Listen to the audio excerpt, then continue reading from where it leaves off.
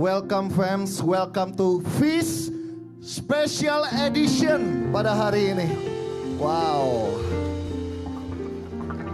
Saya tahu mungkin ada di pikiran sebagian teman-teman yang hadir di tempat ini, terutama yang sudah beristri, bersuami, sudah berkeluarga. Oh, ini temanya bukan tema yang tepat buat saya. Tapi tahu nggak bahwa kita perlu untuk belajar. Kemarin saya mikir, apa ya untuk opening, untuk menyambut Romo kita yang kita cintai ini, Romo Bekti, untuk menyampaikan. Saya kemudian berpikir, saya nggak tahu bacaan hari ini, tapi itu tepat seperti yang saya pikirkan. 2 bulan, setiap 2 bulan sekali, kita itu tergerak untuk memberikan katekese, belajar, menggali lagi mengenai iman kekatolikan kita. Kenapa? Karena di generasi sekarang ini begitu mudahnya setiap kita orang-orang Katolik, entah karena tekanan, entah karena pasangan hidup, entah karena pengaruh dunia, kita gampang banget untuk melepaskan iman kita untuk mendapatkan sesuatu yang kita anggap itu berharga. Untuk itu saya berpikir, wah, ini benar-benar konfirmasi. Sekali lagi saya nggak tahu bacaan Injil pada hari ini. Tapi melalui doa saya adalah harapan saya. Melalui acara Feast Special Edition ini. Kita bisa menggali iman kekatolikan kita.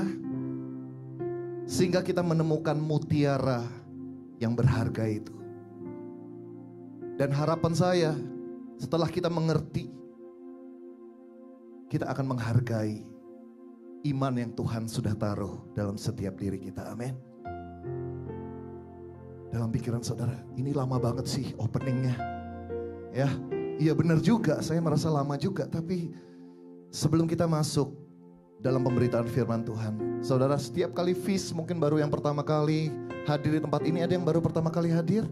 Welcome, welcome to the family. Sekali lagi boleh berikan sambutan yang paling hangat. Teman-teman welcome, this is your home, this is your family.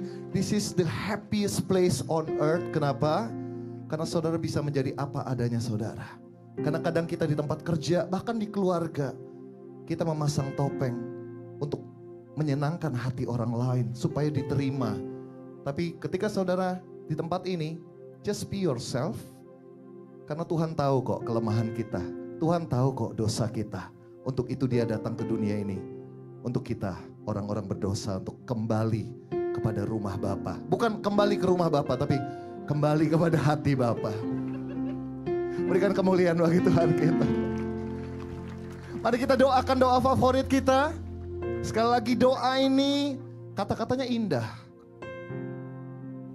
Itu sangat powerful. Tapi doa ini akan sangat-sangat powerful kalau doa ini didoakan dengan penuh iman dan percaya. Siapkan hatimu, saudara boleh angkat tangan. Jangan angkat kaki ya, belum berakhir acara ini. Yang penting saudara sungguh-sungguh mengatakannya, mendoakannya dengan segenap hatimu. Amin. Mari bersama-sama dalam nama Bapa dan Putra dan Roh Kudus. Amin. Come on. Today I receive all of God's love for me. Today I open myself to the unbounded, limitless, overflowing abundance of God's universe. Today I open myself to God's blessing, healing and miracles. Today I open myself to God's word so that I become more like Jesus every day. Today I proclaim that I'm God's beloved, I'm God's servant. Come on, I'm God's powerful champion. And because I'm blessed, I'm blessing the world.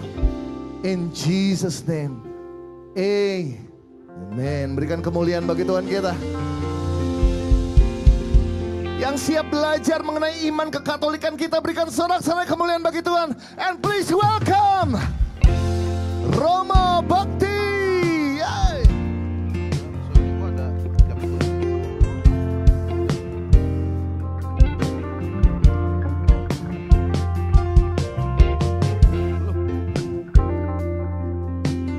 Tepuk tangan lagi dong untuk Romo Bekti. Mana nih Romo Bekti?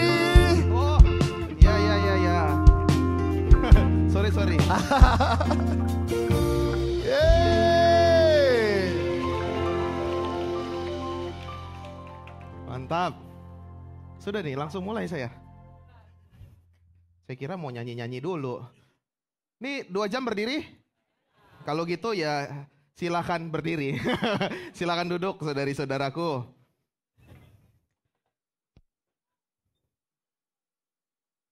Saudari-saudaraku sekalian, shalom. Luar biasa, senang sekali malam hari ini kita mau berkumpul bersama. Tadi mencari harta yang paling berharga, mutiara yang berharga. Maka kalau sudah punya kesadaran harta yang berharga ini, mutiara yang berharga, tentu kita nggak akan dengan mudahnya menggadaikan atau menjual yang berharga ini. Bahkan kita seperti tadi para saudagar, pedagang dan pekerja di ladang, mereka justru ninggalin yang lain supaya dapat ini. Maka saudari-saudara, semoga kita juga punya kekuatan, sesuatu yang berharga. Sebelumnya saya mau tanya, siapa di sini yang sudah berkeluarga? Boleh angkat tangan, sudah berkeluarga ya? Oke, terima kasih.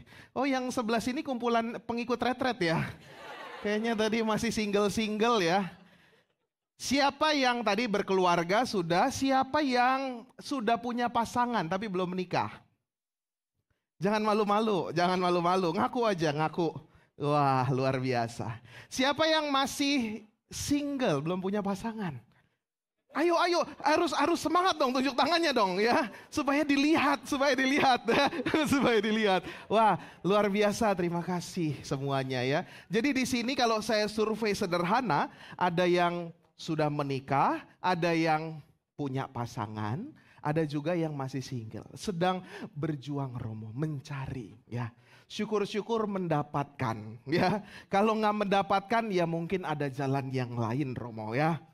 Biarpun apa yang terjadi. Saya tanya kepada yang sudah menikah, sudah hidup berkeluarga. Boleh tahu yang paling lama usia perkawinannya siapa? Tunjuk tangan aja. Ada yang di atas 10 tahun? Ada. Di atas 20 tahun? Di atas 20 tahun? Berapa tahun? Ada. 35 tahun. Luar biasa, kita beri tepuk tangan. Coba berdiri dong, berdiri. Ya. Wah, luar biasa. Nggak kelihatan ya, udah 35 tahun perkawinan. Oh iya, luar biasa. Sekarang saya tanya, selama 35 tahun, itu umur saya aja belum nyampe itu 35 tahun ya. Apakah pasangannya sama, apa maksudnya orangnya sama terus pasti. Tapi apakah ada yang berubah nggak sih dari pasangannya? Ada yang berubah nggak? Kalau ada yang berubah, apa yang berubah? Umurnya. Oh, umurnya pasti berubah, bertambah. Apa nggak ada? Atau ya Romo, pasangan saya ya gitu-gitu aja Romo. Kira-kira ada nggak? Ya pasangan saya sih seru aja terus. Seru terus ya? Iya. Wah, luar biasa ya. Seru terus, 35 tahun seru terus gitu ya. Seru tuh ada 2 ya, seru berantemnya apa seru happy-nya. Ya, salah saya. Pokoknya jadi masa nggak ada berantemnya. Pokoknya semua jadi seru lah ya. Ya, semua jadi seru. Terima Kan kasih. kita sama Tuhan Yesus. Wah, luar biasa. Tepuk tangan ya. Amin. Saudari-saudara, kenapa saya tanya yang sudah berkeluarga, ternyata ada yang mungkin lebih dari 35 tahun? Ada lagi yang berani ngalahin? Yang berani ngalahin? Nggak ada ya, belum ya. Syukur-syukur nanti bisa lebih dari itu semua dan kita mencapai itu semua. Kenapa saya tanya hidup berkeluarga lalu apakah ada yang berubah? Pasti tadi umurnya berubah, tapi ada yang nggak berubah Romo. Keseruannya tetap sama. Ya, keseruannya tetap bisa didapatkan walaupun 35 tahun. Walaupun saya nggak yakin juga selama 35 tahun juga seru-seru terus. Pasti ada masa pasang surutnya. Tapi paling tidak ada yang berubah. Ya, dan semakin lama membuat satu sama lain itu semakin tertarik ya kan. Semakin tertarik satu sama lain. Tertarik oleh gravitasi bumi ya. Artinya apa? Muka-muka udah mulai turun gitu kan. Muka-muka udah mulai turun. Mulai ditarik-tarikin ke atas dan lain sebagainya. Saudari-saudara, maka dari kita semua pasti berubah-ubah. Yang namanya perubahan itu biasa. Yang namanya kita menjadi lebih baik. itu sesuatu yang luar biasa. Karena seperti tadi pujian yang diangkat kan, Tuhan ada hal baik, ya hal yang lebih besar. Kan kalau kita nggak mau berubah, gimana kita mau siap untuk terima hal yang lebih besar? Dan Anda tahu harga lagu itu juga cukup besar, gitu kan? Ya, satu orang 25 juta atau berapa juta tuh, hampir 40 juta ya satu orang ya. Itu lagu yang mahal saudari-saudara. Ya, saya kasih tahu aja itu lagu yang mahal karena diciptakan jauh dari tempat ini, ya. Maka itu lagu yang mahal, harus pakai grup 2 minggu, 3 minggu gitu ya, harus ada pendampingnya dan lain sebagainya. Maka itu saya rasa menjadi sesuatu yang berharga, sesuatu yang ada perjuangannya, sesuatu yang luar biasa. Dan pada kesempatan ini juga kita juga punya sesuatu yang berharga, seamin tapi nggak seiman. Saya nggak tahu ini diambil dari lagu, saya ketik di YouTube, jadi itu ada lagunya, seamin tapi nggak seiman. Ada lagunya dari Mahen kalau nggak salah, nggak ada yang tahu ya. Mahen itu dari paroki Albertus Harapan Indah, Katolik juga ya. Video klipnya, saya tahu karena apa, video klipnya itu di paroki saya di Taman Mini. Ya, dia rosario gitu, wah, pokoknya Katolik sekali dah video klipnya. Kalau kita cari di YouTube, seamin nggak seiman tuh muncul lagu itu Mahen. Ya, kalau nggak na na na na na na na na na na lagunya gitu. Kau yang menengadah, aku yang menggenggam, nggak tahu deh, pokoknya gitu. Tapi yang jelas seamin tapi nggak seiman. Lalu dari Mahen. Lalu pertanyaannya kita semua pasti, ini mau seperti apa sih? Ya, mau seperti apa? Mau dibawa kemana? Kok nggak bisa? Oh bisa ya. Tentu kita kelebihan. Nah, kalau saya tampilkan ini kita langsung dalam hati ini langsung tahu, oh lagunya gini Romo. Panggilan Tuhan bagi umatnya di atas bumi ciptaannya. Ini tahu gak sih lagunya? Oh tahu ya.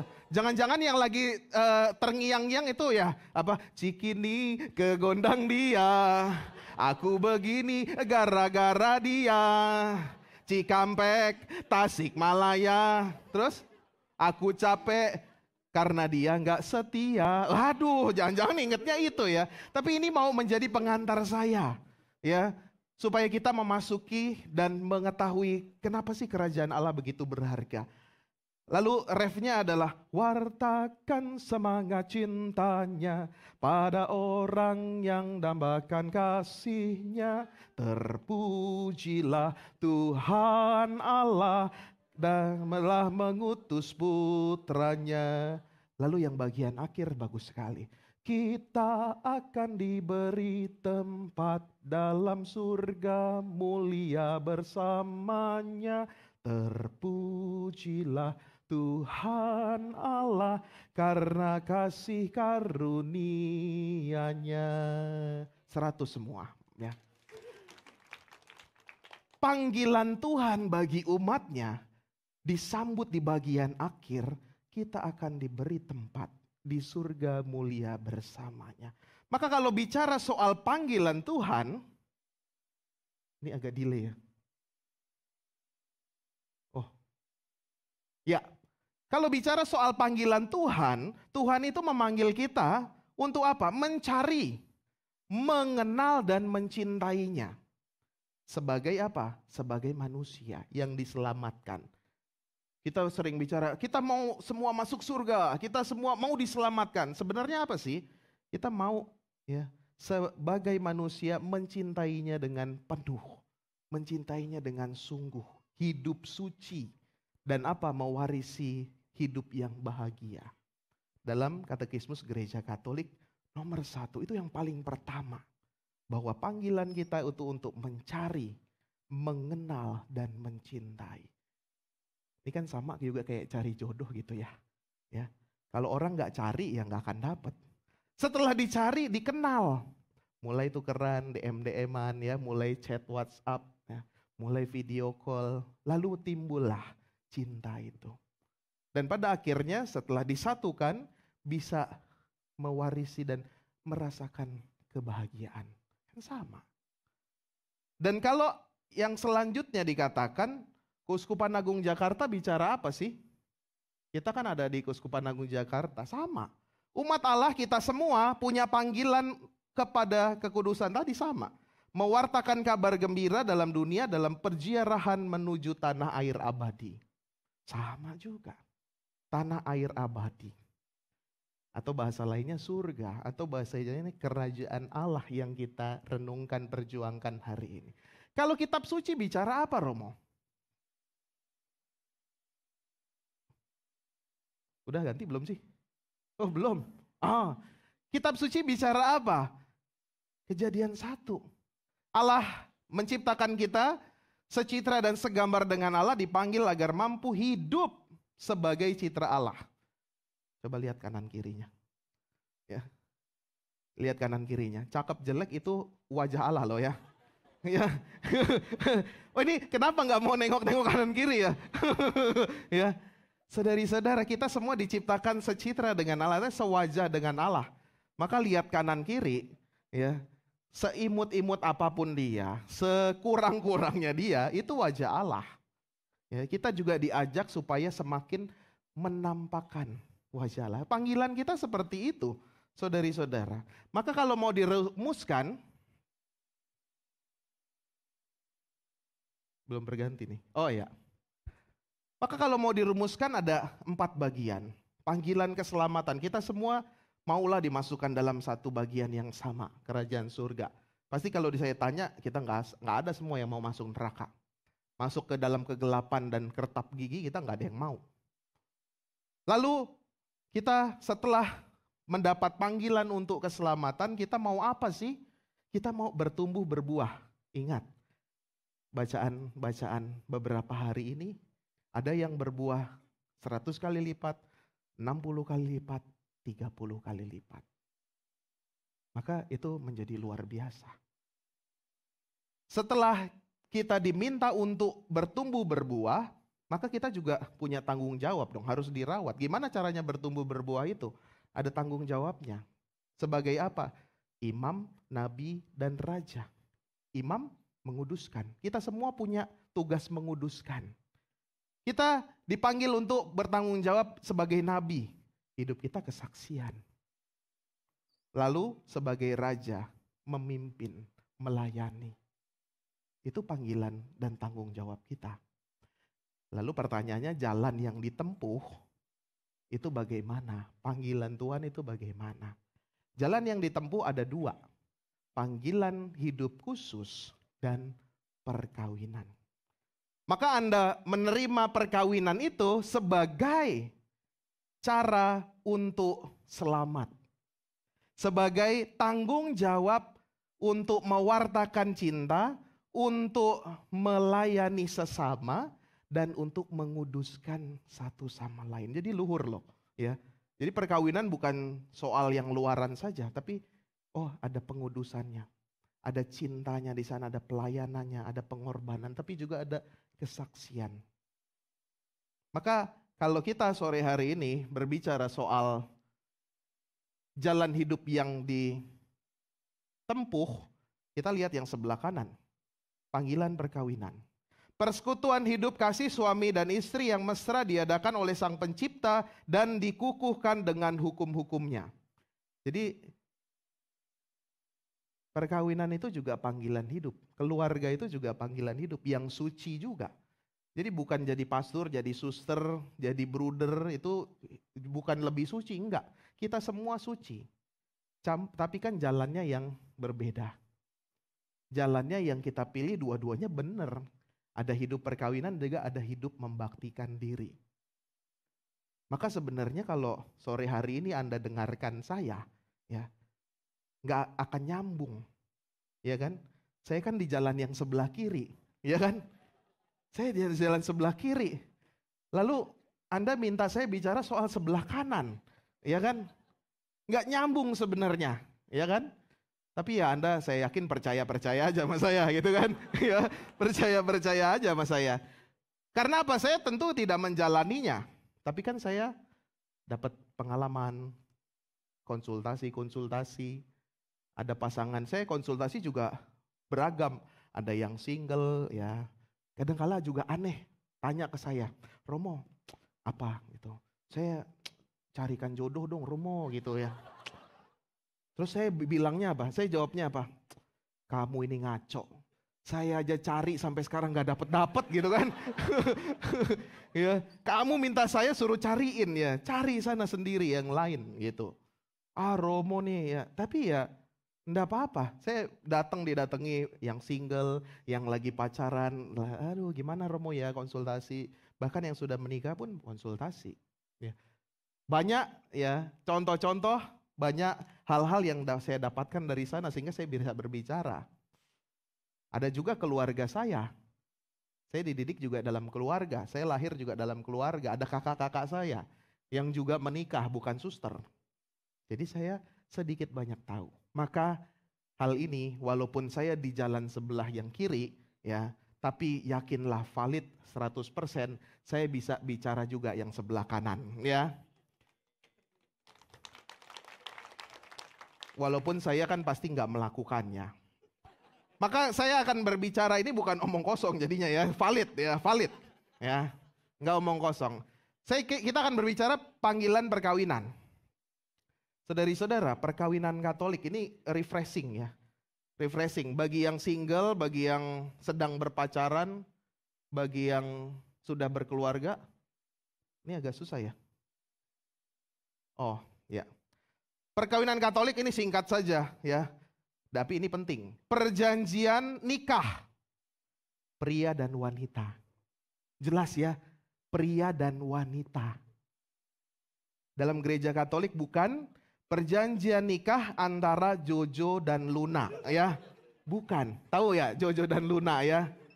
Jojo dan Luna tuh anjing yang menikah ya di pik sono ya.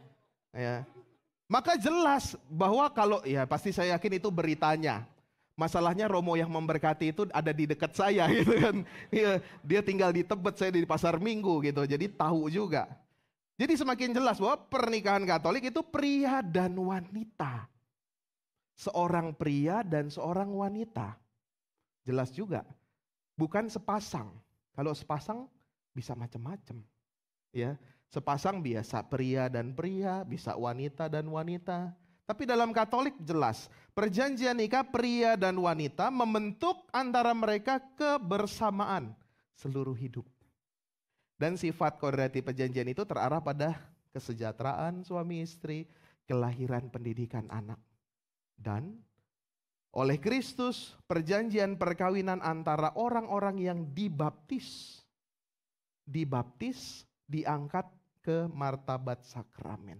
Artinya dibaptis itu adalah mereka yang dibaptis Katolik atau di gereja Kristen lain yang baptisannya itu sah diterima dalam gereja Katolik.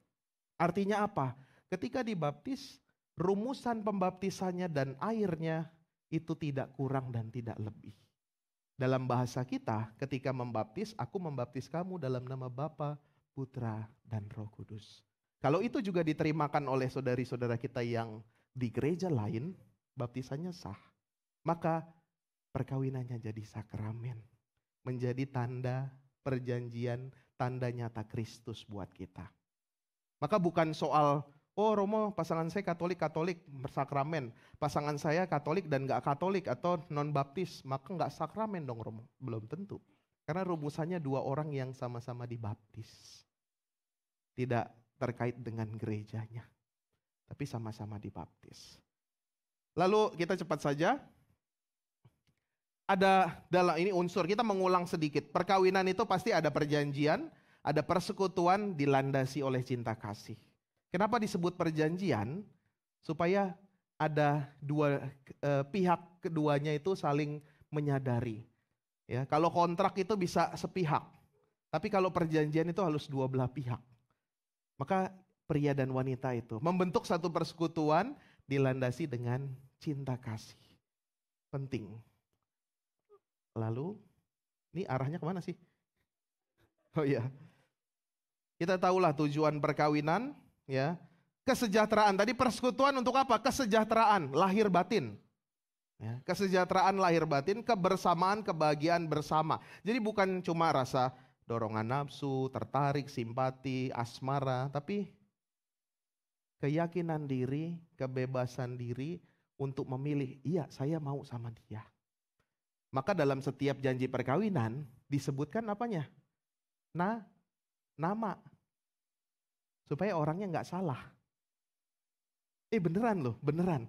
Saya kalau kanonik waktu pandemi kemarin, saya selalu suruh buka masker. Saya katakan, coba buka masker. Saya cocokkan dengan foto yang dikumpulkan. Ya, wah cocok nih, berarti kamu nggak pakai joki. Ya, sama juga ya. Ketika menikah nanti gitu juga. Saya selalu tanya, coba lihat pasangannya. Ini bener nggak pasanganmu? Kayaknya bener Romo. Loh kok kayaknya ya? Harus bener, karena namanya pasti itu, pribadi itu yang dituju, yang dijanjikan sebagai satu sama lain untuk bersekutu bersama dalam kebahagiaan. Lalu yang kedua juga, tadi persatuan, agak nakal nih ya. Kelahiran dan pendidikan anak ini penting. Ya, berapa waktu yang lalu ya kita didengungkan dengan isu apa yang berhubungan dengan anak, child free, ya, child free. Ya. Mungkin di luaran sana juga demikian, di Korea, di Jepang mungkin banyak itu ada terjadi, mungkin di Eropa demikian. Tapi di Indonesia kayaknya masih belum, ya, hanya isu-isu sementara. Tapi ini juga bisa mengganggu dari hakikat perkawinan ini. Bahwa sebenarnya perkawinan itu adalah kita ikut dalam prokreasi. Ya, prokreasi. Menciptakan bersama dengan Tuhan. Menciptakan bersama dengan Tuhan. Maka kelahiran dan pendidikan anak ini menjadi penting. Perkawinan adalah lembaga yang sah untuk menurunkan kehadiran anak. Lembaga yang sah. Lalu yang ketiga adalah juga pemenuhan kebutuhan seksual.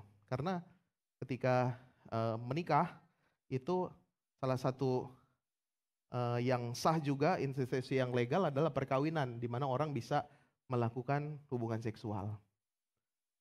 Saya bocorin nih, kadangkala yang datang ke saya untuk konsultasi pernikahan pasangan-pasangan itu melanggar kitab Kejadian. Tahu nggak melanggar kitab Kejadian? Kalau kitab Kejadian itu, Tuhan Allah menciptakan manusia, memberkati. Kamu baik, maka terjadilah manusia. Baru ada perintah, bertambah banyaklah. Kalau anak zaman sekarang diputer. Bertambah banyak dulu, baru diberkati. Ya kan? Jangan. Ini adalah perkawinan ini menjadi sesuatu yang luhur. Sesuatu yang legal, sesuatu yang menandakan kebersamaan. Kebersamaan secara fisik maupun secara rohani. Maka ini menjadi kekuatan dan tujuan perkawinan dalam Katolik. Dan ini ciri-cirinya ya. Kalau ditanya nanti yang single-single mau kanonik, ciri-ciri perkawinan apa? Ini ya, monogam artinya tadi satu orang pria dan satu orang wanita. Lalu tak terceraikan sampai maut memisahkan. Kalau demikian, orang Katolik yang sudah menikah bisa menikah lagi enggak? Bisa enggak? Bisa. Kalau pasangannya sudah meninggal. Kan dipisahkan oleh maut. Berarti kalau maut sudah memisahkan, berarti mereka yang sudah menikah itu statusnya bebas dan boleh menikah. Tapi biasanya yang sudah begitu-gitu kan yang lansia, ya kan? Mau cari apa sih gitu kan. Paling teman hidup ya, teman ngopi sore gitu ya. Tapi boleh disurvei bahwa perempuan itu lebih kuat daripada laki-laki. Ya, kalau laki-laki ditinggal oleh istrinya meninggal, itu kemungkinannya banyak. Biasanya cari lagi. Ya.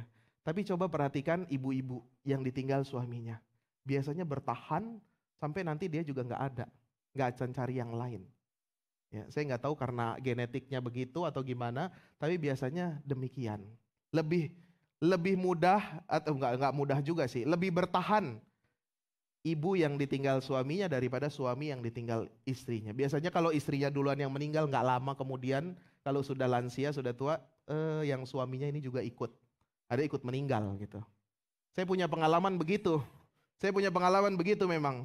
Ada sepasang suami istri sama-sama sakit gitu. Lalu istrinya meninggal duluan, seminggu setelahnya suaminya meninggal. Biasanya nggak tahan lama. Kalau sebenarnya sih logis saja ya, karena selama hidup yang ngurus obat istrinya, gitu kan.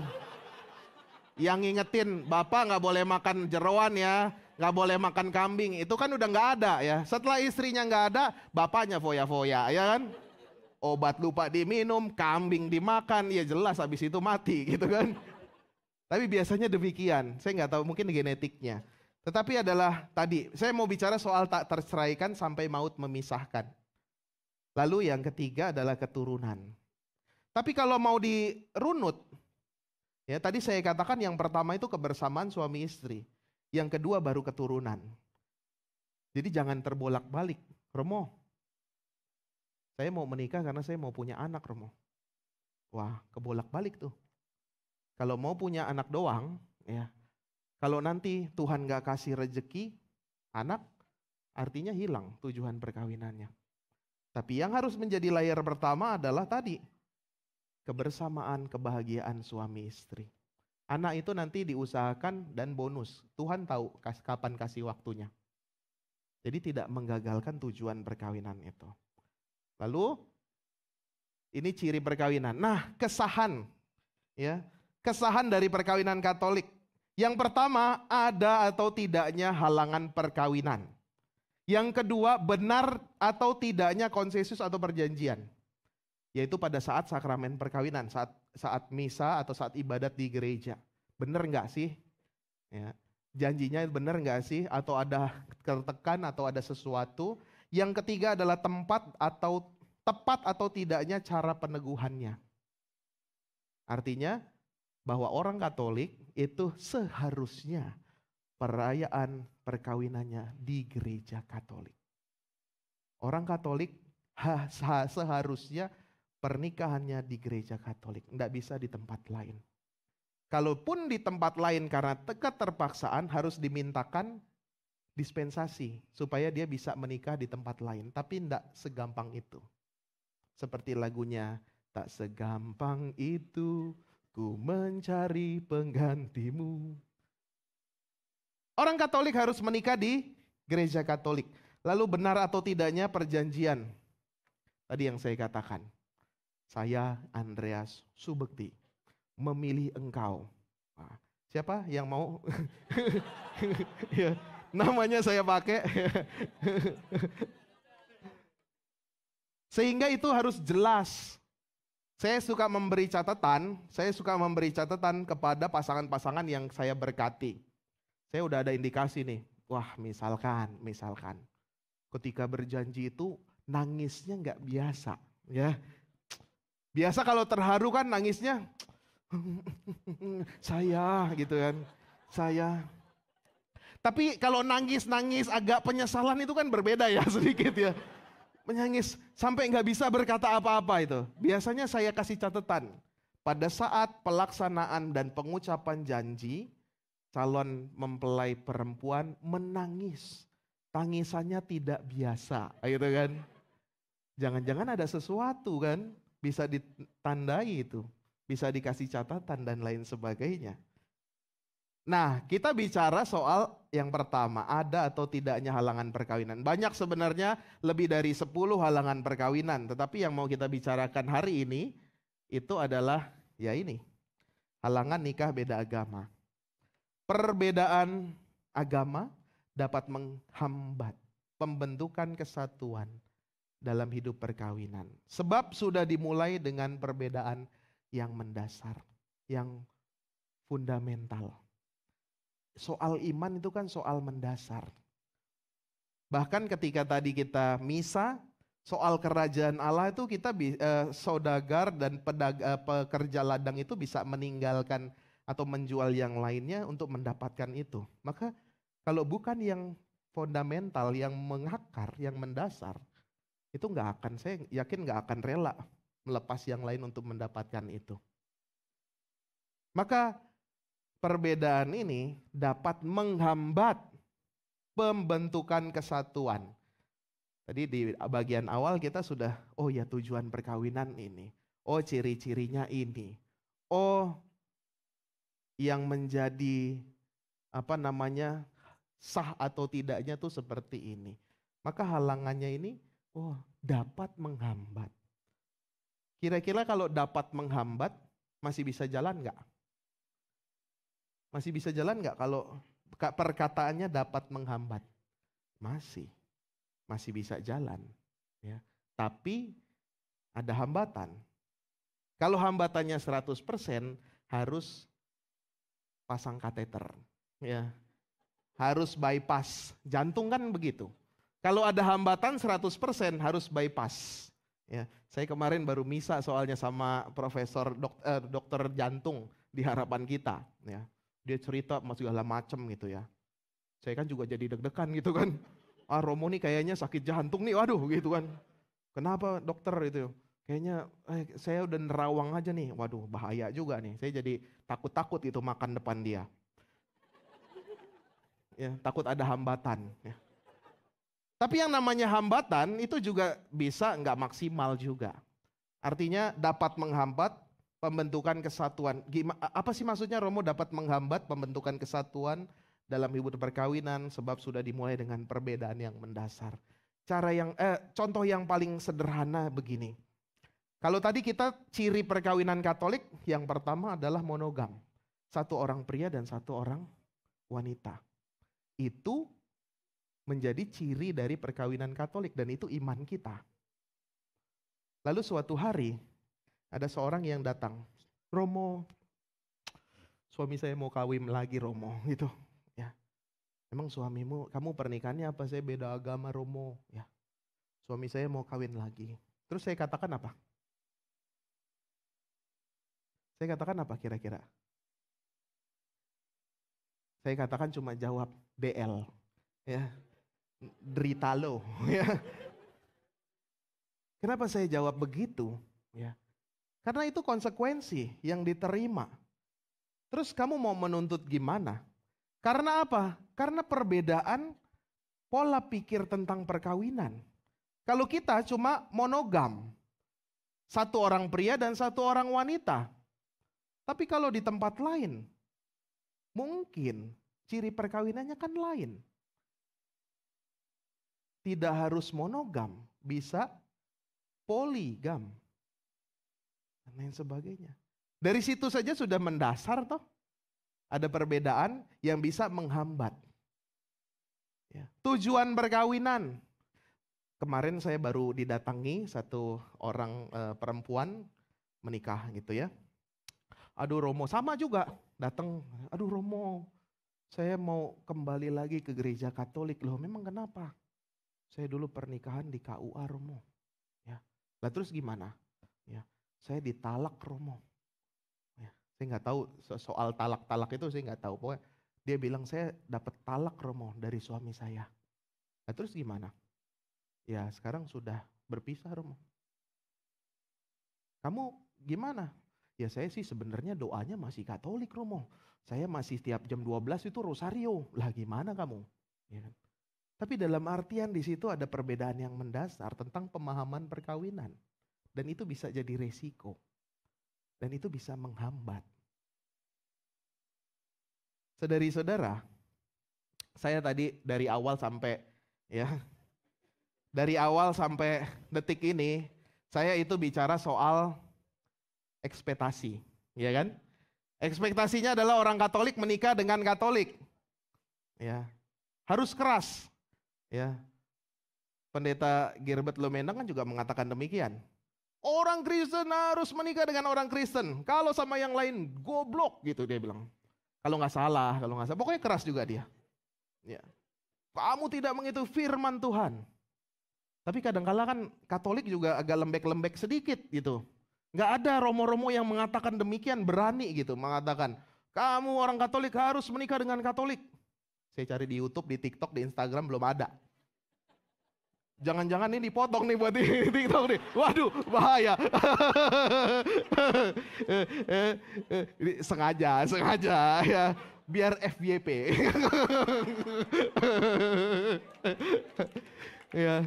Belum ada saya rasa romo-romo Katolik yang berani mengatakan demikian. Kamu orang Katolik harus menikah dengan Katolik. Kalau enggak, wah gitu ya.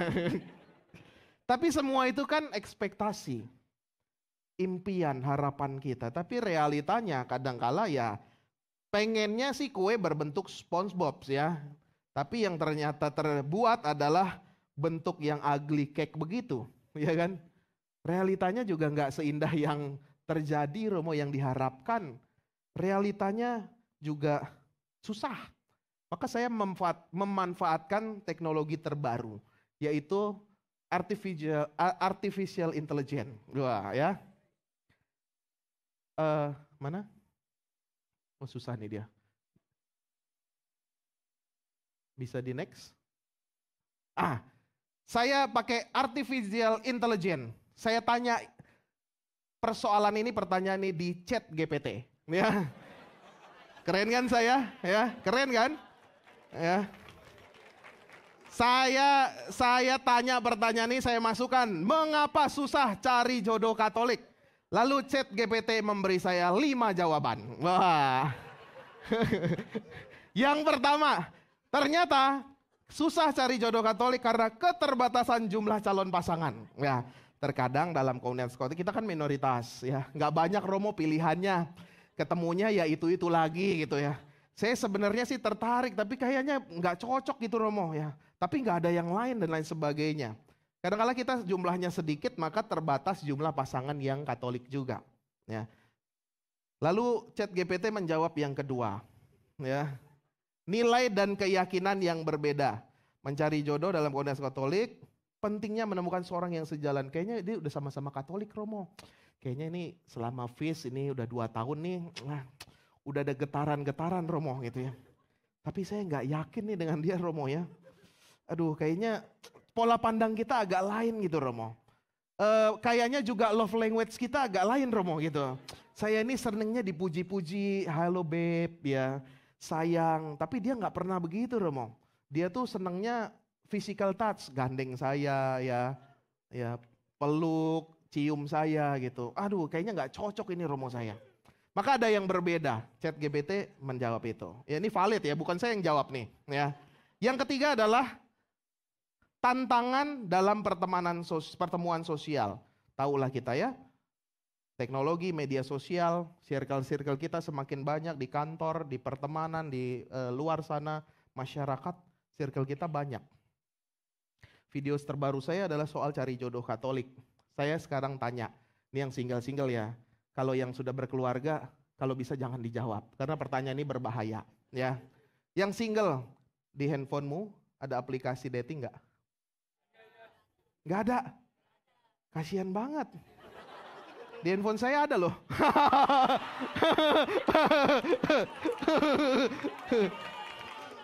Ya, tinggalan zaman nih kalah sama Romo ya. Tapi saya bergunakan supaya kalau orang di dating tuh seperti apa sih gitu ya. Saya pakai akun fake ya. Bukan akun saya. Kalau kamu cari nggak ada nama saya di situ ya. Supaya apa? Supaya saya tahu gimana perkembangan orang-orang muda dia menyelami dating application. Tapi yang setahu saya kalau cocok di kananin, kalau nggak cocok di kiri. Itu tuh tahu tuh ya. Yang berkeluarga jangan dijawab ya, nanti bahaya nih pertanyaan ya. Kalau ada dating application di handphonenya. Jujur deh, jujur nggak apa-apa. Ada nggak yang punya? Ada nggak? Ada ya, ada. Kalau yang punya nggak apa-apa, nggak usah. Kalau malu-malu nggak usah, tapi nggak apa-apa. Kalau yang punya, pertanyaan saya selanjutnya, premium atau enggak? Premium atau enggak? Aplikasinya premium atau enggak? Ya, saya katakan kenapa premium atau enggak? Karena yang premium saudari-saudara itu bisa difilter, ya. Pura-pura nggak tahu nih. Kalau yang premium itu bisa difilter. Misalkan kita masukkan Katolik, bisa muncul yang Katolik juga, ya. Harus effort dong. Kalau cari jodoh tuh harus effort ya. Ya sedikit modal lah gitu loh cari jodoh. Masa cari jodoh gratisan sih ya? Ya artinya kalau mau cari yang serius ya harus premium juga, harus bayar lah. Murah kok 300.000. Pertanyaannya kok saya tahu ya. Karena dalam pertemanan kita, circle-circle kita itu semakin banyak juga dan beragam juga. Tentu tadi yang pertama karena kita minoritas dan gak banyak. Kita banyak circle-circle mungkin yang gak seagama juga. Tapi ya itu tantangan. Ya, teknologi kita, lingkungan Katolik yang terbatas, tempat tinggal, sekolah mungkin juga jadi terbatas. Lalu selanjutnya ChatGPT mendapat jawaban yang keempat, standar dan harapan pribadi. Tadi ya ada yang berbeda, kayaknya udah ada setrumnya Romo, tapi kayaknya masih standar, belum memenuhi standar saya nih Romo. Pesan saya, jangan taruh kriteria tinggi-tinggi ya. Pesan saya kalau nyaruh standar tuh jangan tinggi-tinggi ya. Kadangkala kesempatan itu cuma datang satu kali ya. Kalau udah lewat udah diembat orang ya. Itu pesan yang luar biasa tuh ya. Ada ini kenapa susah jadi cari jodoh Katolik. Lalu yang kelima adalah mungkin ada trauma-trauma tertentu. 5, udah ganti 5. Oh ya. Ada rasa takut dan keraguan-raguan. Aduh Romo, saya pernah disakiti Romo. Ya. Dari muka-mukanya sih kelihatan ya orang-orang yang tersakiti ini ya. Sorry saya membicarakan yang depan sini ya. Karena mereka yang perlu sekali kayaknya nih. ya, ya. Ada keraguan, ada rasa takut kayaknya dulu pernah disakiti, ada tragedi, pengalaman negatif. Jadi ntar dulu deh Romo, saya mau sendiri dulu, mau memperbaiki diri dulu dan lain sebagainya. Itu ChatGPT. GPT yang menjawab ada 5 jawaban kenapa susah cari jodoh Katolik. Saya juga, itu kan ekspektasinya ya. Dan kenapa sih alasannya ini valid nih dari artificial intelligence ya. Lalu pada kenyataannya banyak pasangan yang beda agama atau beda gereja juga. Lalu muncul pembelaan diri. Mana? Muncul pembelaan diri. Pembelaan diri yang pertama adalah, saya sudah besar. Hidup saya menjadi tanggung jawab saya sendiri, saya tahu kebahagiaan saya, rintangan kami akan hadapi, tantangan akan kami lalui, akan berusaha membangun komitmen untuk menghadapi itu. Ya, ini pembelaan diri. Kadangkala ketika mendapatkan pasangan yang beda agama atau beda gereja, pembelaan diri yang muncul ini, saya udah besar, orang tua gak usah ikut campur, saya ya tahu kebahagiaan saya. Tapi lalu rumusan kalimatnya adalah, rintangan akan kami hadapi, tantangan akan kami lalui, akan berusaha. Kira-kira udah terjadi belum? Belum, baru akan. Ya, kadangkala saya sudah besarnya, sudah besar. Tapi bicara soal nanti itu akan. Kalau komitmennya kuat, kalau enggak, who knows. Lalu pembelaan diri yang kedua, pernikahan antara orang Katolik dengan orang Katolik belum tentu bahagia juga kok Romo. Atau ada lagi, banyak kok perkawinan campur beda agama, beda gereja yang hidupnya bahagia. Banyak kok Romo gitu. Yang hidupnya bahagia, itu teman saya ada begitu. Oh ini, dan lain sebagainya. Pembelaan diri. Lalu saya juga balas juga. Pembelaan diri itu paling gampang dibalas dengan ini, komentar netizen. Ya. Jadi saya tulis di YouTube, perkawinan beda agama atau pacaran beda agama. Saya nggak lihat videonya, tapi saya lihat komentarnya. Ya, itu lebih pedes daripada ya, dan bisa menyasar pembelaan diri tadi. Komentar netizen, entah apa kenapa dalam hati saya mendambakan keluarga Katolik yang bisa bersama-sama ikut misa di gereja bersama. Ternyata memang suara hati saya didengar Tuhan. Itu ada begitu. Lalu yang kedua, kalau orang tua saya sudah nggak setuju, saya pasti akan nurut. Soalnya menurut saya tidak worth it lah saya membela seorang kekasih yang baru saya kenal beberapa bulan lalu atau tahun dengan melawan orang tua dan lain sebagainya. Lalu komentar netizen selanjutnya. Tapi saya tetap percaya ketika saya setia mencintai Tuhan Yesus dan Bunda Maria, saya pasti akan menerima yang lebih baik. Tidak akan mau menjual Tuhan Yesus dan menggadaikan Bunda Maria hanya dengan sistem pendekatan yang manis-manis saja. Wah, tergiur dengan apa yang mereka punya. Ya, bijak sekali ini ya, netizen ya. Lalu yang selanjutnya, Kalau masih bisa dihindari ya diusahakan jangan sebelum terlanjur sayang. Nah, itu kan. Ya. Ini netizen loh, bukan saya ya, netizen nih. Kadang-kala Tuhan menguji manusia dengan cinta, beda agama hanya untuk memastikan apakah manusia lebih mencintai pencipta atau ciptaannya. Wah. Sekali lagi ini bukan saya ya.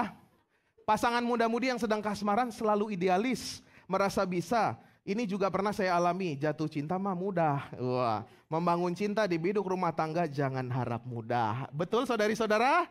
Oh tuh, yang keceng biasanya banyak masalah tuh. ya. Seiman saja berat, apalagi berbeda iman. Wah, lalu ada komentar netizen yang begitu rohani sekali. Dia ngambil dari kitab suci, ya. Ini beneran loh, ada nih. 2 Korintus 6 ayat 14, janganlah kamu merupakan pasangan yang tidak seimbang dengan orang-orang yang tidak percaya. Sebab persamaan apakah terdapat antara kebenaran dan kedurhakaan? Atau bagaimanakah terang dapat bersatu dalam gelap? Dan lain sebagainya. Ini komentar netizen loh. Banyak. Saya cuma ambil beberapa dari ribuan komentar. Yang pasti juga mungkin ada yang betul, ada yang enggak gitu kan. Tapi juga ini menjadi gambaran. Tadi ya, kita punya ajaran gereja yang sudah saya jelaskan di awal. Lalu juga ada realitas, kenapa susah cari jodoh Katolik.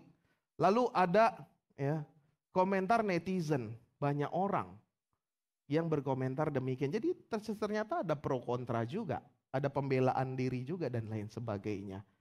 Lalu pertanyaannya adalah bagaimana dengan gereja? Gereja Katolik menganjurkan untuk menikah dengan pasangan yang seagama. Seperti yang saya katakan tadi. Menganjurkan untuk menikah dengan pasangan yang seagama. Kenapa demikian? Karena menikah itu tidak gampang. Kemungkinan besar ada perbedaan yang menjadi banyak bentrok. Pendidikan mau dibawa kemana? Agamanya, ya, pendidikannya, sosialnya. Akan sangat bingung sekali ketika anak tumbuh kembang di usia-usia emas. Dia bingung. Hari Jumat, sholat Jumat. Hari Minggu, ibadah ke gereja. Gimana nggak kasihan tuh? Ya kan? Sebenarnya kasihan juga. Kasihan juga. Bingung. Sosialnya juga bingung, ya. Sosialnya juga bingung. Ntar makin gede jadi Katolik. Oh iya jadi Katolik. Lalu pantang puasa, ya. Romo saya puasanya bangun jam 2 pagi, subuh itu saya sahur. Wah, ya. Lalu jam 6 sore saya buka puasa, ya. Salah? Enggak salah, tapi kan pola pikirnya tertanam demikian. Tapi kan bukan cuma soal waktunya saja, tapi niatan hati. Jadi bingung. Ya. Lalu gereja mengatakan idealnya perkawinan seagama. Perkawinan itu adalah persatuan dua pribadi, laki-laki dan perempuan yang menuju satu tujuan. Nah ini penting, satu tujuan. Setiap agama memiliki nilai tersendiri mengenai tujuan perkawinan tadi yang saya katakan. Kedudukan suami istri. Ada perbedaan-perbedaan yang kadang-kala tidak sejalan juga. Kebijakan perkawinan. Kalau nilainya berbeda, maka jadi sulit kan? Bisa Romo, bisa. Nah, tujuannya juga beda, pemahaman tentang perkawinannya juga beda, mendasarnya beda. Lalu gereja Katolik juga mengatakan dan menanyakan, kenapa sih menganjurkan demikian? Supaya yang Katolik bisa mempertahankan imannya. Nilai-nilai keimanannya, paham perkawinan, pendidikan anak, baptis anak. Akan saya sangat kasihan sekali dan rugi sekali ketika ada perjanjian. Nanti yang laki-laki ikut yang ke masjid misalkan, yang perempuan ikut ke gereja. Itu kasihan sekali. Ya, bingung. Di mana? Di awal keluarganya itu udah ada broken duluan. Ya jadi broken family itu bukan cuma soal perceraian, pisah orang tua. Tapi dari awal mungkin sudah dalam posisi broken. Lalu gimana mau bisa sejalan? Berpikir resiko. Kadangkala orang muda ketika ditanya itu gimana? Ya bagaimana nantilah Romo. Enggak bisa. Harus dipikirkan nanti bagaimana. Bukan cuma soal bagaimana nanti aja Romo, nanti biar karya Roh Kudus, biar Tuhan yang bekerja Romo, ya nggak bisa. harus dipikirkan nanti bagaimana. Ya.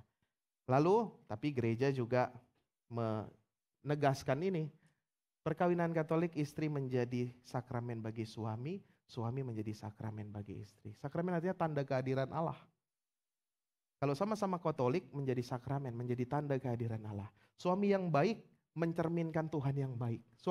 Istri yang mengampuni juga mencerminkan Tuhan Allah yang Maha Rahim yang mengampuni. Kalau beda gimana? Bingung. Tidak menjadi tanda juga kehadiran nyata dari Tuhan. Atau yang baru-baru ini, saudari-saudara, tadi pagi di grup para Romo Muda Keuskupan Agung Jakarta, ini udah expired sebenarnya berita ya. MA melarang semua hakim mengesahkan pernikahan beda agama. Ya, ini udah ini 19 Juli sekitar 2 minggu yang lalu, 10 hari yang lalu. Tapi tadi pagi saya baru dapat video lagi, Wakil Presiden mengeluarkan atau menganjurkan ada surat yang meninjau kembali kesahan anak dari perkawinan beda agama. Ya. Jadi kalau perkawinannya beda agama, anaknya tidak diakui negara. Itu. Mau belum lihat berita itu kan? Ya. Itu ada saya videonya. Lalu bagaimana dengan negara ya? Sulit juga. Tapi buat saya, satu sisi lain, sebenarnya kan semua agama menganjurkan supaya umatnya itu menikah dengan yang seagama. Sebenarnya kan begitu. Tapi yang kadangkala Katolik tuh melihat dan mengangkat juga hak asasi. Ya, bahwa ya kenyataannya memang demikian. Lalu yang menjadi pilihan dari yang terburuk adalah supaya minus malum tuh pilihan yang apa ya? Ya pilihan yang ya udah adanya semua buruk yang dipilih yang buruknya paling sedikit gitu, ya. Minus malum namanya. Supaya menjauhkan yang Katolik itu dari bahaya meninggalkan iman dan supaya yang Katolik itu sekuat tenaga membaptis anaknya dan dididik dalam gereja Katolik. Maka dalam menghadapi halangan ini, gereja memberikan dispensasi dan izin. Tapi itu tadi saya tekankan itu minus malum. Pilihan yang terbaik dari yang semua buruk. Ya. Harapannya tetap sesama Katolik. Maka kalau sekarang kita bertanya dalam cara pandang pacaran atau perkawinan beda agama, saya cuma memaparkan. Tapi yang menjadi akhir adalah ini. Ya. Apakah Anda mampu setia pada iman Katolik seumur hidup Anda? Itu harus dijawab. Lalu yang kedua, apakah kelak Anda mampu menjamin terwujudnya pembaptisan dan pendidikan anak secara Katolik? Dan ini bukan saya yang menjawab. Tapi kita semua, maupun yang sudah menikah, diingatkan lagi. Syukur-syukur kalau seagama. Tapi kalau berbeda agama atau berbeda gereja, ingat pesan ini lagi. Kalau yang masih mau menikah, yang single, tanya ini dulu. Dan tanyanya ke siapa? Tanyanya ke suara hatimu. Karena kembali lagi, ya, masalah keyakinan yang fundamental itu sesuatu yang ada dalam hati kita. Yang kita nggak bisa paksakan juga. Karena halangan itu adalah halangan gerejawi. Bukan halangan bawaan hidup. Ya kan? Yang dibuat adalah larangan-larangan yang dibuat gereja. Ada jalan keluarnya, ada tadi pilihan yang terbaik dari yang paling buruk. Dari antara yang buruk. Dan tanyanya ke siapa? Ke suara hati kita. Yang menarik dan menjadi penutup adalah pertanyaan ini. Tuhan memang satu, kita yang tak sama. Haruskah aku lantas pergi, meski cinta takkan bisa pergi. Wal taufiq wal hidayah warahmatullahi wabarakatuh. Terima kasih, saya kembalikan. Tuhan memberkati. Oke, boleh kita berikan tepuk tangan. Romo tinggal di stage dulu, Mo. Saya di bawah aja. Oke. Kita masih punya waktu sekitar 30 menit. Oke. Ya. Lama ya, tadi saya lihat 10 menit di sini. Oh iya, enggak 10 menit memang kita batasi supaya kita memberikan kesempatan. Oke, siap. Saya rasa ini teman-teman pasti mungkin ada banyak di dalam pikirannya masing-masing. Ada pertanyaan-pertanyaan. Ya, kalau ada pertanyaan saya berikan kesempatan mungkin kita buka dengan 3 pertanyaan dulu ya Mo ya. Boleh? Kalau langsung angkat tangan lu, langsung cepat. 1, yang kedua siapa? Yuk. Ini kayak lelang. 2, 3. Oke, Mo. Tuh kan. Wah, udah. Iya. Udah pada ngerti kirain. Belum ternyata. Kita masuk ke pertanyaan pertama dulu ya, Mo ya. Silakan. Oh, nggak jadi tanya. Yang ketiga. Iya, udah nggak apa-apa. Nanti sebutkan nama. Ya single pasti yang tanya ya. Oh, itu tuh mikrofonnya. Silakan. Oh, iya. Halo. Nama saya 20 ya, Rom. Mau nanya kalau misalnya kan pernikahan Katolik itu harus tidak terceraikan. Kalau misalnya dalam satu rumah tangga tuh ada kayak KDRT, terus salah satu itu emang benar-benar udah nggak bisa ditoleransi sama salah satu pasangan, itu nanti akhirnya gimana? Apakah bisa berpisah? Dan kayak misalnya emang bermasalah banget, jadi nggak bisa ditoleransi lah pokoknya sama salah satu pasangan. Apakah mereka kalaupun berpisah, apakah Katolik masih menerima? Ya kayak gitu. Ya. Makasih. Terima kasih. Langsung dijawab atau? Langsung jawab aja. Langsung jawab. Lupa nanti Romo. Ya. Pertanyaannya soal misalkan kalau ada korban di dalam perkawinan itu ya. Entah itu KDRT atau dan lain sebagainya. Kan korban KDRT kan bukan cuma soal dipukulin atau sepatu jadi makanan tiap hari, enggak. Tapi enggak dinafkahi kan juga KDRT juga ya. Atau tidak dihargai itu juga KDRT ya. Dalam artian ini pasti prosesnya nggak gampang, butuh waktu. Karena harus dilihat apakah ternyata kelakuan itu terjadi sebelum perkawinan. Sejak dulu sebenarnya udah ada KDRT nih pasti pacaran, ya kan. Lalu ternyata tetap menikah, pas pernikahan terjadi demikian, malah makin parah. Berarti kan ya ada halangan sebenarnya pada saat perkawinan. Pada saat berjanji nggak tulus dari dua belah pihak. Tapi karena undangan udah kesebar Romo, nggak enak kalau dibatalin ya. Tetap menikah. Tapi padahal ada catatan itu. Maka pentingnya penyelidikan kanonik tuh itu. Ya. Tapi kalau dilihat, oh enggak ini Romo, ini munculnya setelah perkawinan. Setelah 10 tahun perkawinan dia tuh dulu baik banget. Manis sekali, ya. Pokoknya dia, treat me like a princess. Wah, ya. Pokoknya dengan segala macam. Tapi tiba-tiba tahun ke-10 tuh dia berubah Romo, dia seperti itu. Maka perkawinannya sah. Lalu apa yang bisa diusahakan? Yang pertama pasti harus dibicarakan. Biasanya yang konsultasi. Kadang juga begitu sih. Keluarga-keluarga suami istri tuh kalau bahagia tuh nggak datang ke Romo, ya. Kalau punya kesulitan baru datang ke Romo gitu kan. Itu yang susah. Kalau ada masalah baru Romo kapan waktunya ketemu gitu. Saya mau konsultasi. Tapi kalau Romo saya baru bersyukur nih proyek saya lancar sama suami istri. Ayo makan-makan Romo gitu. Nggak ada ke saya gitu ya. Pasti ada masalah terus. Tapi ya it's okay. Baru datang kalau ada masalah. Dan kita lihat masalahnya. Ada berbagai macam kemungkinan. Kalau memang menjadi korban dari KDRT atau persoalan dan lain sebagainya, ada 2 hal yang bisa direnungkan. Yang pertama, kadangkala penderitaan itu bukan semata-mata kita dihukum atau kita mengalami penderitaan. Kadangkala penderitaan itu juga ada blessing in disguise juga.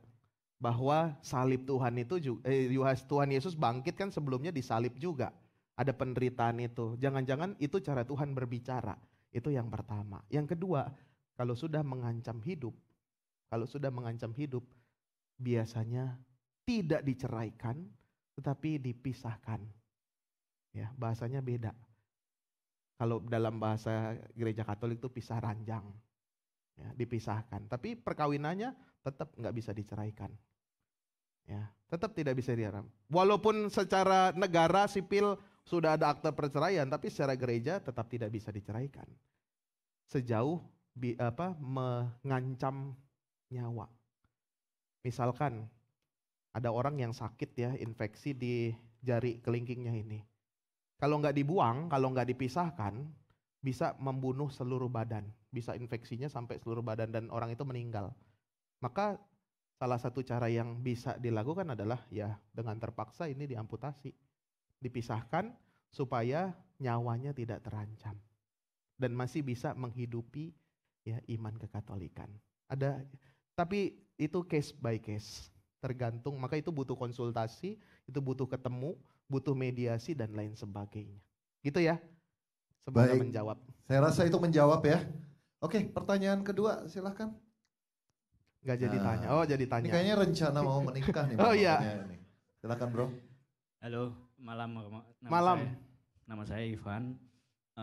Saya cuma mau tanya, kalau di agama Katolik kan disarankan untuk menikah dengan yang Katolik juga.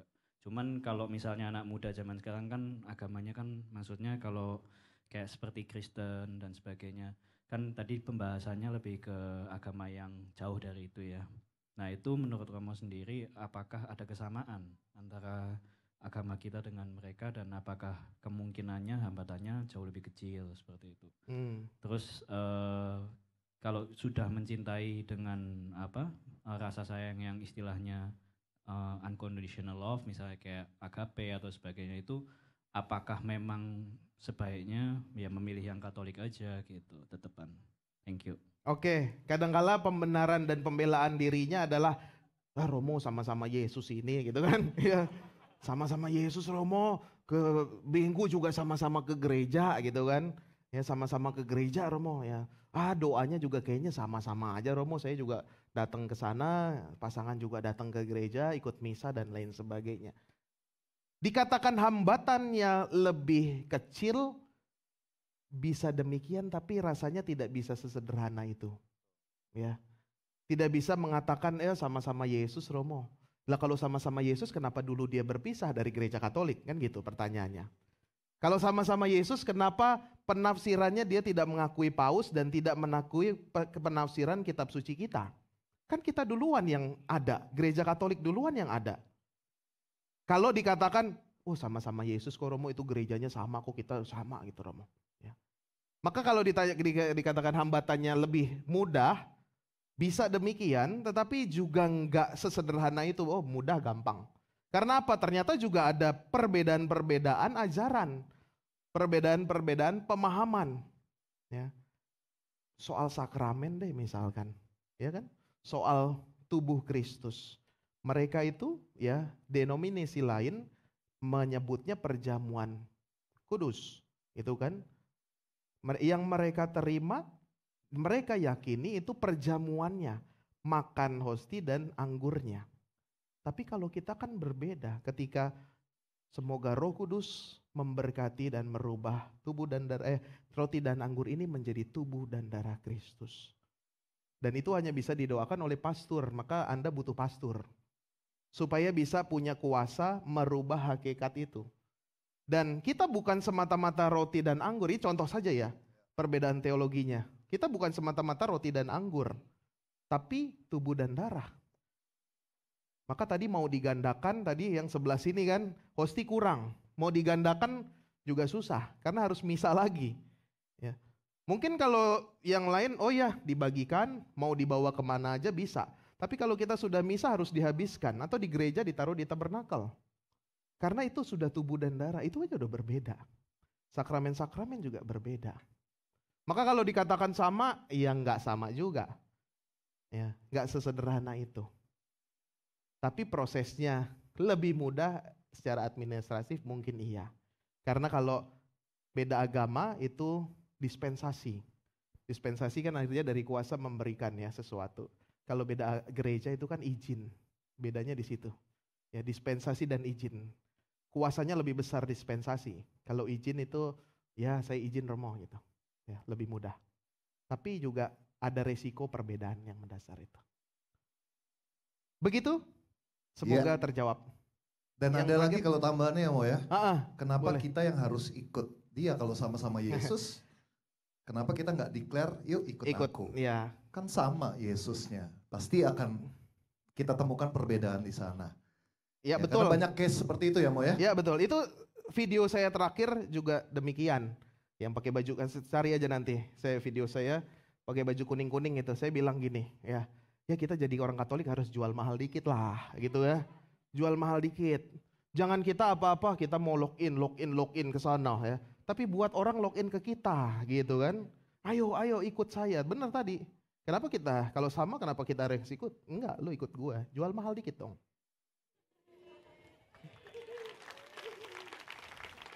Dah? Baik, pertanyaan ketiga, silakan. Oh, nambah nih. Tadi nggak tunjuk tangan ya? Nah, Boleh. Tuh, tadi. Oh, jadi. Bro, Oh, jadi sorry, dulu yang nih ladies yang first. Ladies first. ladies yang depan. Ya, tadi udah angkat tangan. Udah nyerah ya, angkat tangan yuk. Selamat malam Romo. Malam. Perkenalkan nama saya Farah. Mau nanya, kalau Takut FYP ya?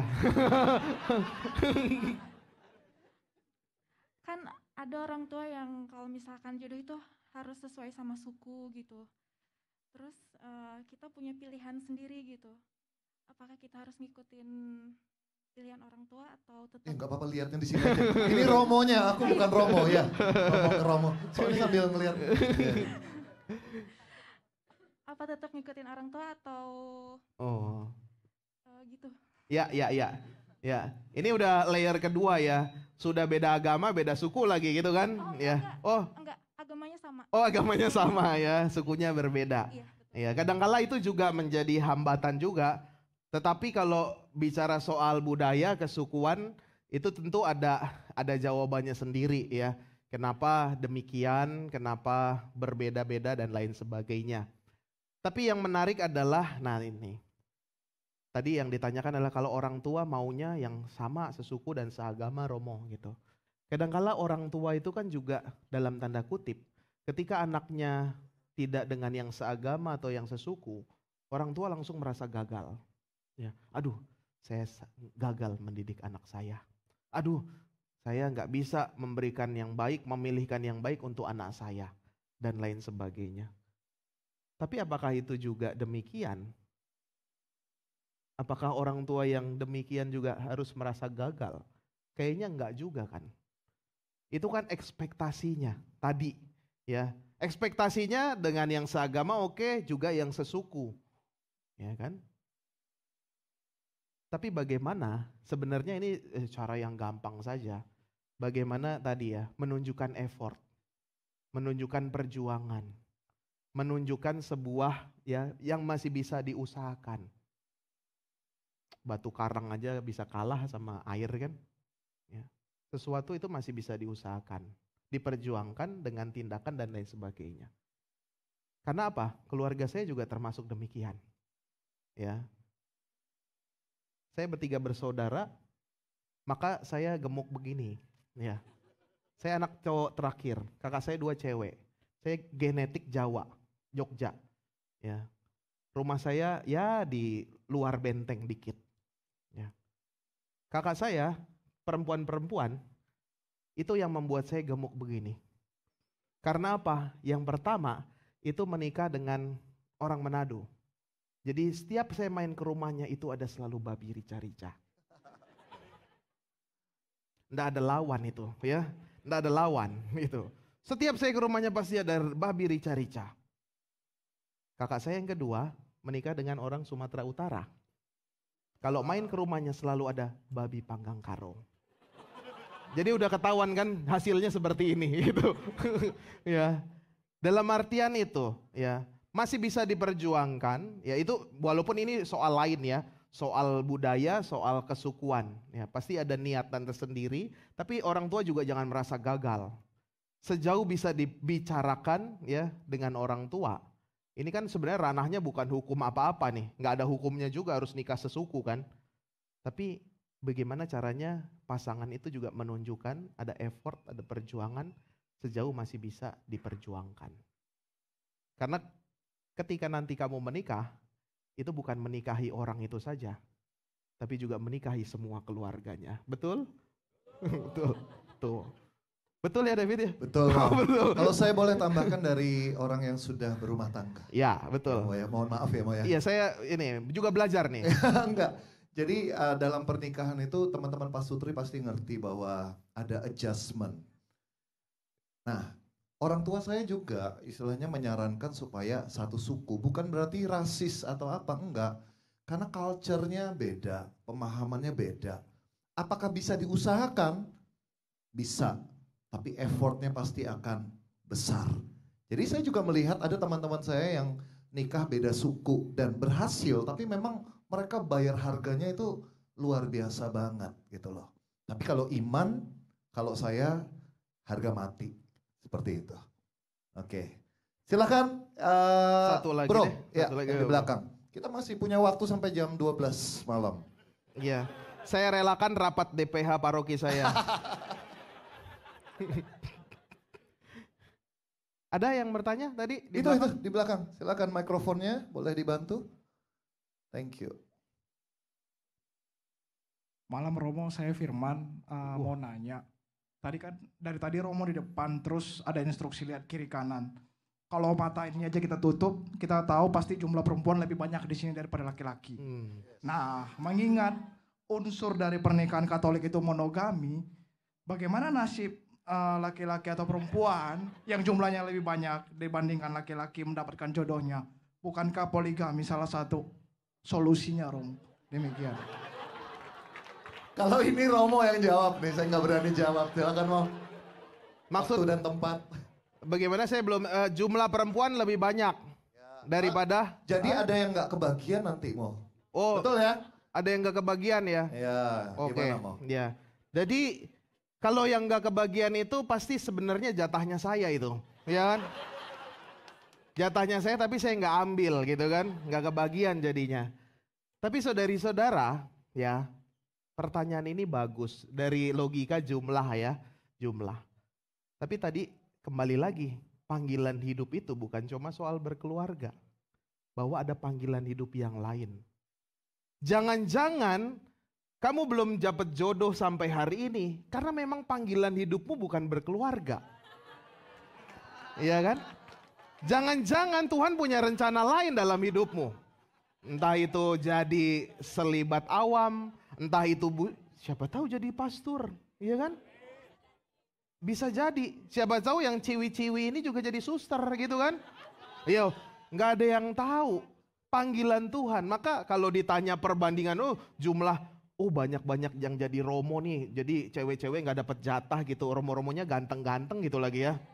Saya sih nggak merasa ganteng, cuma imut-imut aja, ya. Ya, jangan-jangan panggilannya kan bukan panggilan untuk itu aja, untuk berkeluarga itu salah satu jalan. Tapi ada jalan lain. Jangan-jangan jalan itu yang ditentukan Tuhan untuk kita. Bisa jadi, ya. Bukan semata-mata. Kenapa sih nggak bisa banyak gitu ya? Nggak bisa tadi, kenapa harus monogam? Karena itu menjadi satu tanda kesatuan. Ya, kesatuan. Kalau dalam pemahaman pernikahannya udah terpecah-pecah, broken, di mana mau menunjukkan kesatuan ya kan? Juga kesetiaan Tuhan. Seperti Allah setia kepada bangsa Israel. Maka perjanjian itu. Gitu? Ya, saya rasa itu menjawab ya. Boleh kita berikan tepuk tangan untuk Romo Bakti? Boleh teman-teman kita boleh bangkit berdiri.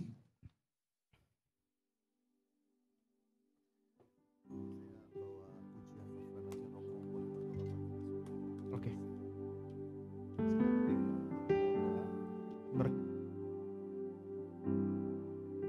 Mari kita pejamkan mata saat ini. Kita rasakan kasih Tuhan saat ini mengalir dalam hati dan hidup kita. Engkau hadir dalam hatiku, memulihkanku, beri kekuatanku percaya, ku kan melihat kuasa-Mu Tuhan, hal yang lebih besar telah Kau sediakan.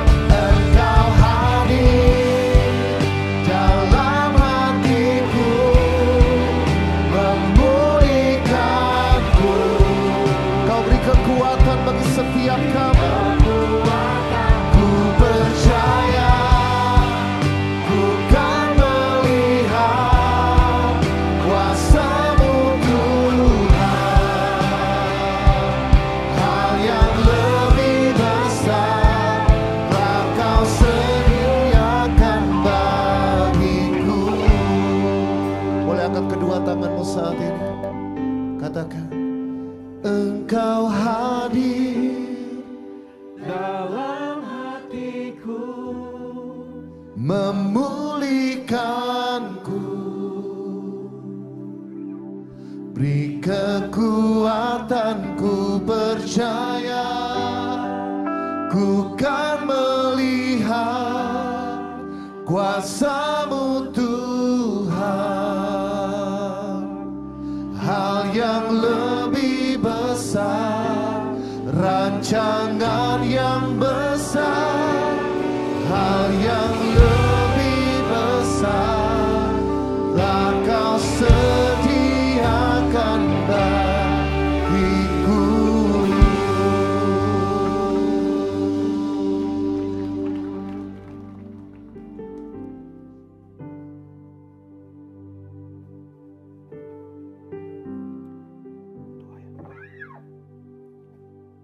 Bapa yang Maha Baik, Engkau memberikan harta yang berharga untuk kami.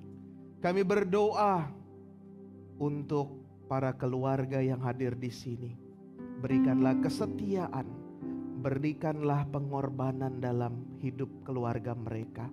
Biarkanlah keluarga mereka menampakkan keluarga kudus-Mu sendiri, menghadirkan Tuhan yang baik. Berkati juga mereka yang berpasangan, supaya mereka dengan bijaksana juga menentukan pilihan hidup, sehingga apa yang dipilih menjadi keyakinan sepanjang hidup. Berkati juga mereka yang dalam pencarian, dalam usaha untuk menemukan pasangan atau menemukan panggilan Tuhan lainnya, mengabdikan diri kepadamu. Biarlah segala kebijaksanaan, hikmat yang boleh mereka alami berbuah bagi kehidupan kami semua. Dan terima kasih untuk acara ini. Semoga kami disegarkan, dikuatkan untuk mencari dan berjuang mencari harta yang bernilai, mencari mutiara yang berharga, kerajaan-Mu sendiri, kedamaian surga. Kami mau raih, kami mau gapai, kami mau perjuangkan demi Kristus, Tuhan dan pengantara kami. Amin. Puji nama Tuhan, berikan kemuliaan bagi Tuhan.